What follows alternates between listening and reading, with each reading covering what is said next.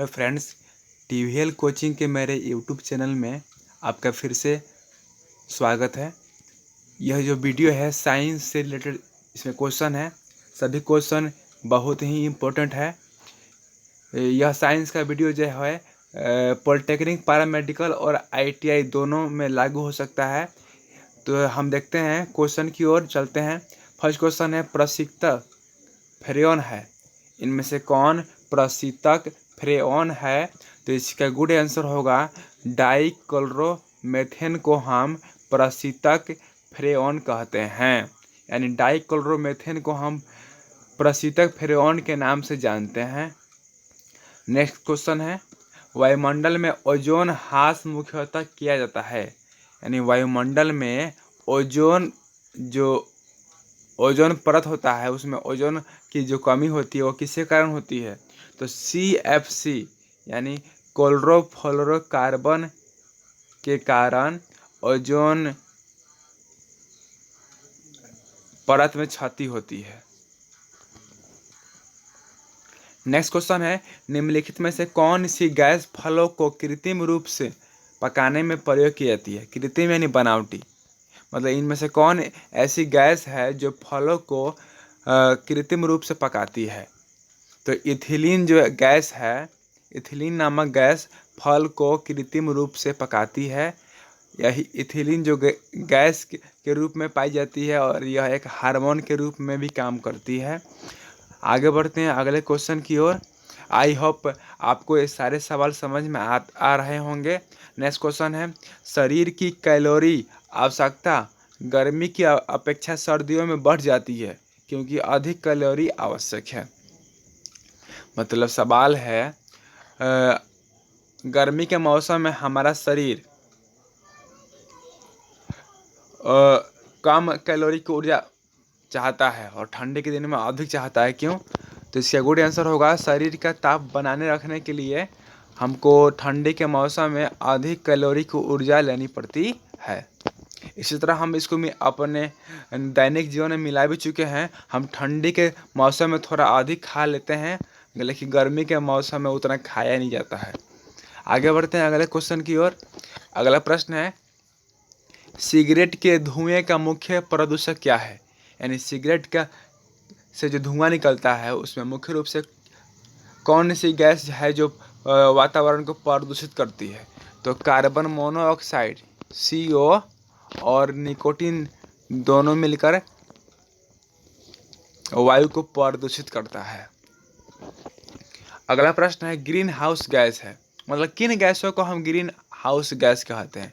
तो CO2 carbon dioxide को हम ग्रीन हाउस गैस कहते हैं। इसी गैस के कारण हरित गृह प्रभाव होता है। हरित गृह प्रभाव यानी वायुमंडल में कार्बन डाइऑक्साइड की मात्रा बहुत अधिक हो जाएगी तो हरित गृह प्रभाव होगा, जिसमें वातावरण के तापमान इतना बढ़ जाएगा कि हमको बहुत गर्मी होगी, हमारा शरीर जलने लगेगा और पृथ्वी से जीवन का अंत हो जाएगा। अगला प्रश्न है, ग्रीन हाउस प्रभाव के लिए मुख्यतः जिम्मेदार वायुमंडलीय गैस कौन सी है? मतलब ग्रीन हाउस गैस, इसके पास 6 नंबर क्वेश्चन भी इसी टाइप्स का था। यह क्वेश्चन है, बोल रहा है कि ग्रीन हाउस जो प्रभाव होता है इसमें से सबसे प्रमुख जिम्मेदार गैस कौन है? तो CO2 यानी कार्बन डाइऑक्साइड के कारण ग्रीन हाउस प्रभाव होता है। इसी कारण इस गैस की मात्रा वातावरण में बहुत अधिक हो जाएगी तो तापमान बहुत अधिक बढ़ जाएगा। अगला प्रश्न है, निम्नलिखित में से कौन सी गैस सबसे अधिक विषाक्त है, यानी सबसे अधिक जहरीली है? तो इनमें से सबसे अधिक जहरीली कार्बन मोनोऑक्साइड है। इनमें सबसे अधिक जहरीली कौन सी गैस है? तो कार्बन मोनोऑक्साइड है। अगला प्रश्न है, ओजोन परत का अवक्षय मुख्यतः किस के कारण होता है? तो क्लोरोफ्लोरोकार्बन CFC गैस के कारण ओजोन परत में क्षति होती है। इस गैस की मात्रा पृथ्वी पर अधिक होगी तो ओजोन परत में छिद्र हो जाएगा, तो सूर्य से निकलने वाली पराबैंगनी किरणें पृथ्वी पर आएगी तो हमको हमारे शरीर में त्वचा का कैंसर और आँख में मोतियाबिंद नामक बीमारी होगी और जीवन संकट में पड़ जाएगा। अगला प्रश्न है, ऑटोमोबाइल वाहनों द्वारा निष्कासित मुख्य नुकसानदेह गैस जिससे वायु प्रदूषण होता है निम्नलिखित में से कौन है। मतलब सवाल है कि ऑटोमोबाइल वाहनों यानी डीजल पेट्रोल से चलने वाले वाहनों से जो धुआं निकलता है उसमें सबसे खतरनाक गैस कौन है, तो उनमें सबसे खतरनाक गैस कार्बन मोनोऑक्साइड है जो वायुमंडल को बहुत दूषित करता है, वायु प्रदूषण बहुत हो जाता है। नेक्स्ट क्वेश्चन है, निम्न में से कौन पौधा घर प्रभाव पर ज्यादा असर डालता है।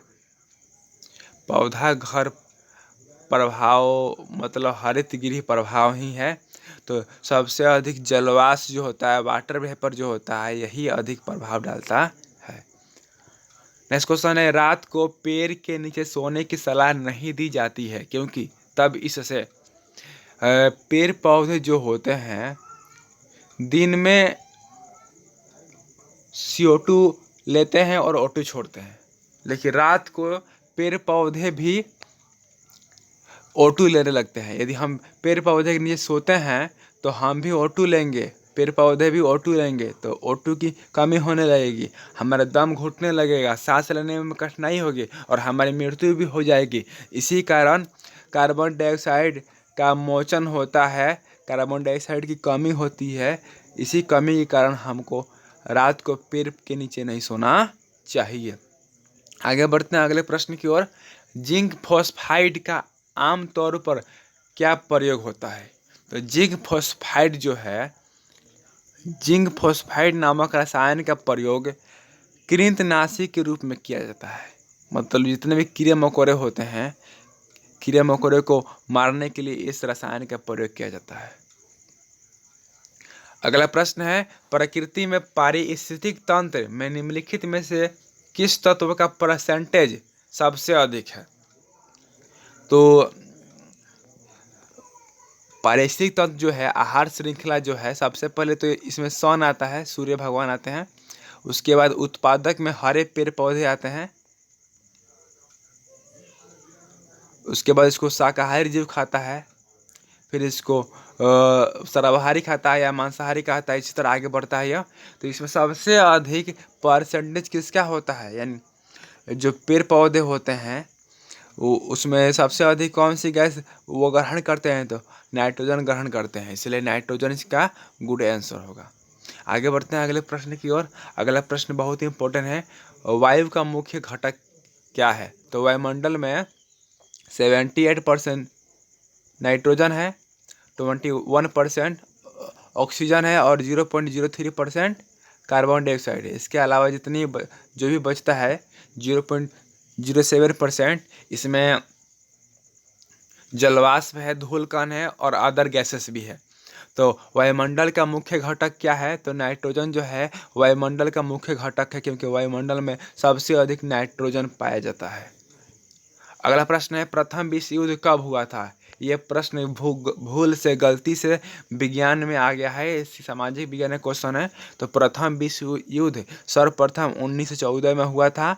प्रथम विश्व युद्ध 4 सालों तक चला था। 1914 में शुरू हुआ था और इसका अंत 1918 में हुआ था। नेक्स्ट क्वेश्चन है, ध्वनि की प्रबलता किस पर निर्भर करती है। जो ध्वनि की जो प्रबलता होती है किस पर निर्भर करती है, तो ध्वनि की प्रबलता आयाम पर निर्भर करती है, मॉड्यूलेशन पर निर्भर करती है। जितना मॉड्यूलेशन होगा उतना ध्वनि की प्रबलता होगी। तो इस तरह ध्वनि की प्रबलता को कई भागों में बांटा गया है, जैसे FM frequency modulation, AM amplitude modulation, PM phrase modulation, इसी तरह बहुत सारा मॉड्यूलेशन होता है। और आयाम जो होता है, आयाम ध्वनि की प्रबलता पर निर्भर करता है। अगला प्रश्न है, बैक्टीरिया की खोज किसने की थी? बैक्टीरिया को हम हिंदी में जीवाणु कहते हैं। जीवाणु की खोज सर्वप्रथम ल्यूमेनहोक नामक वैज्ञानिक ने की थी। नेक्स्ट क्वेश्चन है, समतल दर्पण की लंबाई होती है। तो जो समतल दर्पण जो होता है, यह इसी को हम समतल दर्पण कहते हैं। और समतल दर्पण की जो लंबाई होती है अनंत होती है, मतलब इसकी कोई सीमा नहीं है, बहुत लंबी होती है। नेक्स्ट क्वेश्चन है, वह खाद जो किसी एथलीट को तत्काल ऊर्जा प्रदान करता है। मतलब कौन खाद्य पदार्थ है जो एथलीट यानी दौड़ने वाले या खेलने वाले व्यक्ति को तत्काल ऊर्जा देता है? तो ग्लूकोज का सेवन यदि हम करेंगे तो हमारे शरीर में बहुत एनर्जी मिलेगी। ग्लूकोज को एनर्जी फूड भी कहते हैं। ग्लूकोज का हम सेवन करेंगे और रनिंग करेंगे तो बहुत फास्ट दौड़ेंगे, हमको ऊर्जा बहुत मिलेगी। नेक्स्ट क्वेश्चन है, एपिडर्मिक रोग किससे संबंधित है? तो एपिडर्मिक जो रोग होता है वो त्वचा पर होता है। यदि हम साफ सफाई का ध्यान नहीं रखेंगे और ओजोन अवक्षय होगा तो यह त्वचा पर एपिडर्मिक नामक रोग होते हैं जो बहुत ही खतरनाक होते हैं। नेक्स्ट क्वेश्चन है, एलिसा जांच किस बीमारी में होता है? मतलब कौन ऐसी बीमारी है जिसमें एलिसा जांच का प्रयोग किया जाता है? तो एड्स जो है, एड्स नामक बीमारी में हम एलिसा जांच करवाते हैं। एड्स शॉर्ट फॉर्म है, इसका फुल फॉर्म होता है इम्यूनी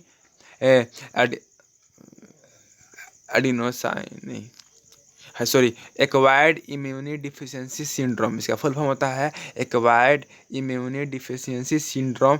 और ये एड्स नामक जो बीमारी है वह HIV वायरस के कारण, विषाणु के कारण होती है। नेक्स्ट क्वेश्चन है, किसके इलाज में कीमोथेरेपी करते हैं? मतलब इनमें से कौन ऐसी बीमारी है जिसके इलाज में हम कीमोथेरेपी करते हैं? तो कैंसर में हम कीमोथेरेपी करते हैं। कैंसर नामक बीमारी के उपचार में हम कीमोथेरेपी का प्रयोग करते हैं। अगला प्रश्न है, सिफिलिस किससे होता है? तो सिफिलिस जो बीमारी है, जो गुप्त रोग है, जो जनन अंगों में होता है, यह जीवाणु बैक्टीरिया के कारण होता है।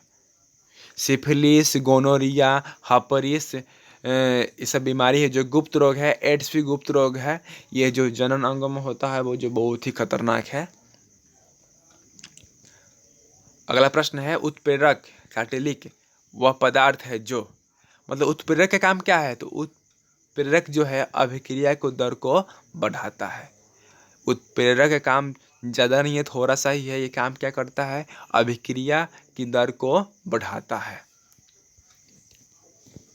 नेक्स्ट क्वेश्चन है, प्रमुख वायु प्रदूषक एक उदाहरण है। इनमें से सबसे खतरनाक वायु प्रदूषक का उदाहरण कौन है? तो इसमें सबसे खतरनाक वायु प्रदूषण का उदाहरण है कार्बन मोनोऑक्साइड CO, जो बहुत ही हानिकारक गैस है।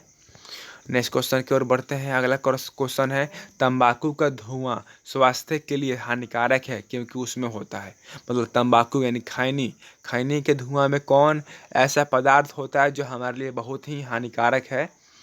तो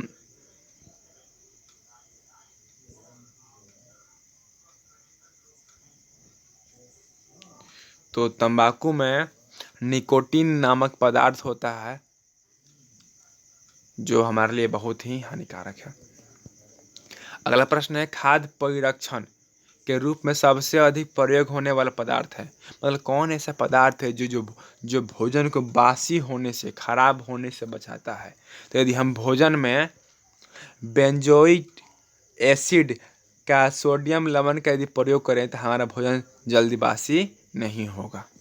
नेक्स्ट क्वेश्चन है, वह कौन सा जीव है जो वायु प्रदूषण को मॉनिटर करता है? मतलब कौन ऐसा जीव है जो वायु प्रदूषण को रोकता है? तो लाइकेन जो है, लाइकेन नामक जीव जो है वायु प्रदूषण को रोकता है। ये बहुत ही उपयोगी जीव है हमारे लिए, जो वातावरण को शुद्ध करता है। इसी तरह मेरे चैनल पर आप बने रहिए। यदि आप मेरे चैनल पर नए हैं तो TVL कोचिंग मेरे यूट्यूब चैनल का नाम है। इस चैनल को सब्सक्राइब कीजिए और अपने दोस्तों में अधिक से अधिक शेयर कीजिए। और यदि आप 12th का फिजिक्स, केमिस्ट्री, बायोलॉजी, मैथ और ITI का वीडियो और पॉलिटेक्निक का वीडियो, इसी तरह DLED का एंट्रेंस एग्जाम का वीडियो देखना चाहते हैं तो हमारे प्ले लिस्ट में जाइए। हम प्ले लिस्ट में लाइन से सबको एक में कर दिए हैं, जिसको आपको देखने में बहुत ही सहूलियत मिलेगी। और हाँ, मेरे चैनल को सब्सक्राइब कीजिए और वीडियो देख रहे हैं तो आप लाइक कीजिए, सिर्फ देख के मत चले जाइए, हमारा मनोबल बढ़ाइए, तब हम अधिक से अधिक वीडियो बना पाएंगे। मिलते हैं नेक्स्ट वीडियो में, तब तक के लिए धन्यवाद।